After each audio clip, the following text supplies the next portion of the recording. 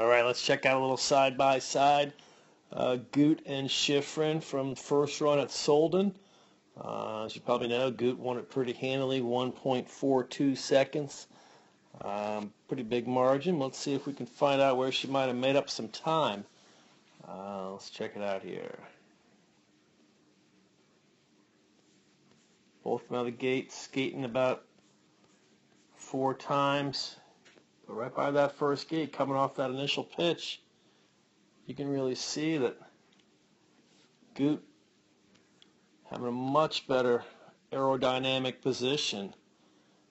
Maybe the speed skier in her is showing through, but Shiffrin tried to skate one little more time, which really wasn't much of a skate. So I don't think it added any speed, but clearly not in an aerodynamic position. And well through this transition, look at Goot down there, nice and aerodynamic. Shiffrin a pretty high tuck, so I don't think that helped. Sorry, the quality on Shiffrin's video here is not nearly as good. Here, pretty equal coming down the rest of this flat here into the initial little breakover, not the main pitch.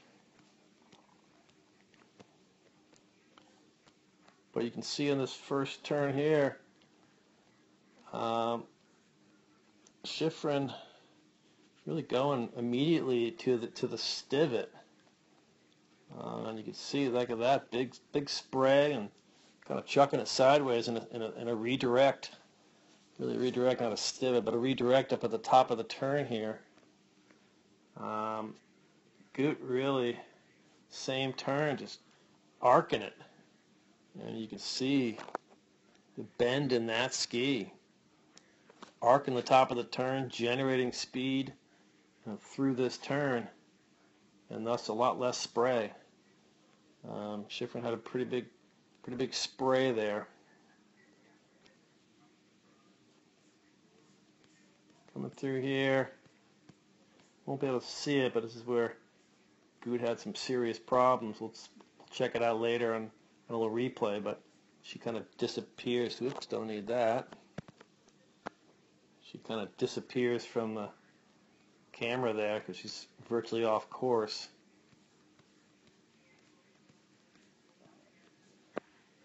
But overall, I think watching it in fast motion, it would just look like Goot was just attacking a little bit more.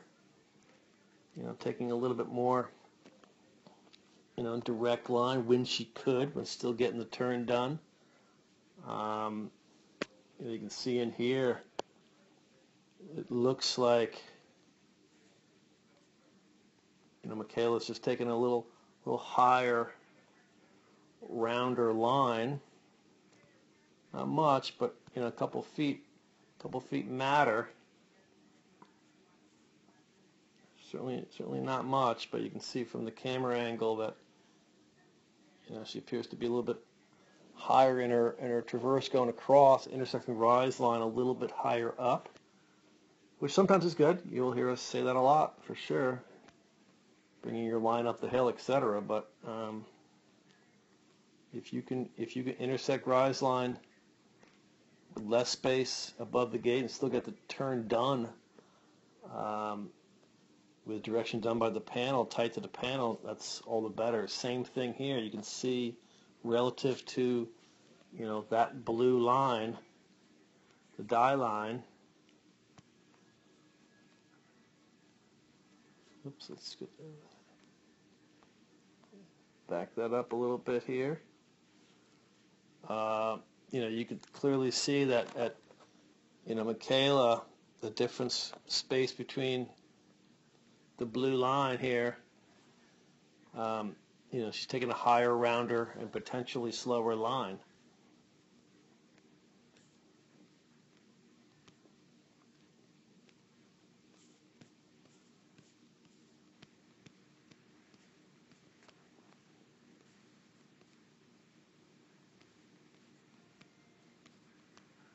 Let's see already, almost as half a second out on this run, and we're only into it, 40 seconds, 45 seconds.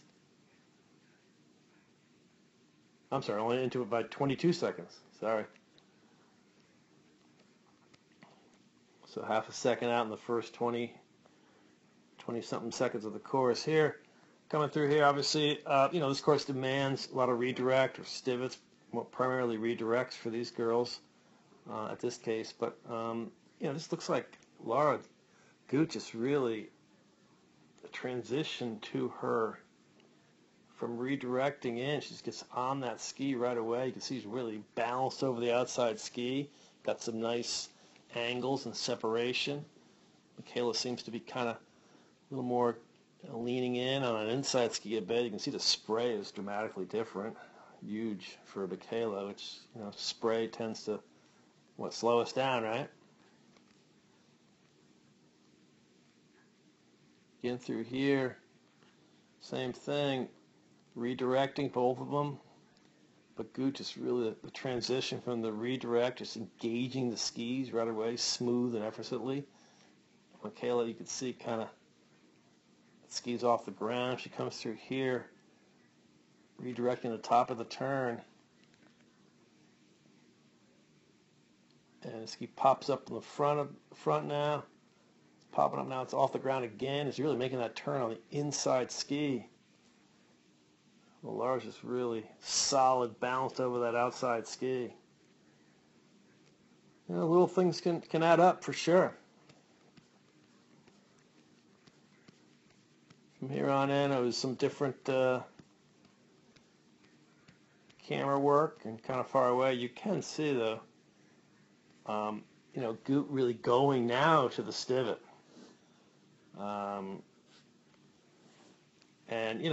That's for us, what we do with our skis, the turn radius of our skis and our courses, we don't need to practice really stivets. I mean, maybe someday. We never took in the book, but right now we should be working on carving the top of the turn, carving the entire turn, skiing clean. But it's just interesting to see how Michaela's trying to ski that clean line, having to take a much higher, rounder line where she comes through. With a stivet, you can run a lower line, toss them sideways, and then engage. Michaela had to take a much higher line through here because she's going to try to really arc the top of it, so it's more distance traveled.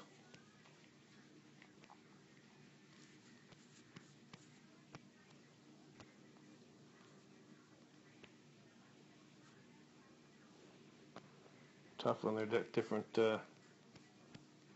camera work going here. Let's try to get them back up in line here.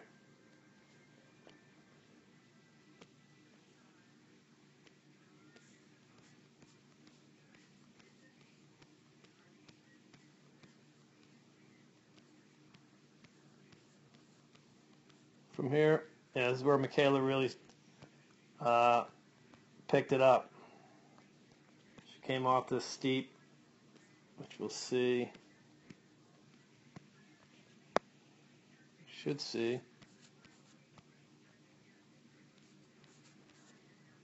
With about 1.45 or so.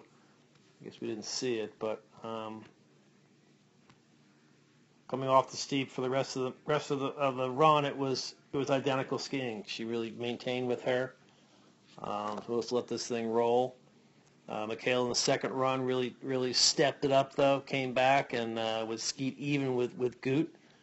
Came in second place, which is a great first race on the podium. And looking forward to see her skiing some GS in our home state up at Killington.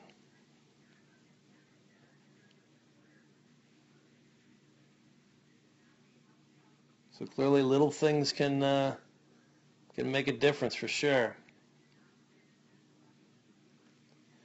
And as I mentioned before, we'll just take a look at Goot when she disappeared from the screen before. And an amazing recovery here. Came through here. Going to start a little bit of a redirect. But if you look at that inside boot, rolls them over, everything looking good right here. But see what we call booted out. Angled it up, had so much angle that inside boot hit the snow, which will take the ski off. Look at that ski move right there. The inside ski just moved. She booted out. The ski had to skid because the inside edge really came off the snow because of the boot. But she held it together. All that strength, core strength, balance, pulled the thing together, weighted the outside ski a bit, it hooked up right there, gave her a little elevation and lifted herself up. And lost some time, but still won the run by 1.42 seconds. Amazing.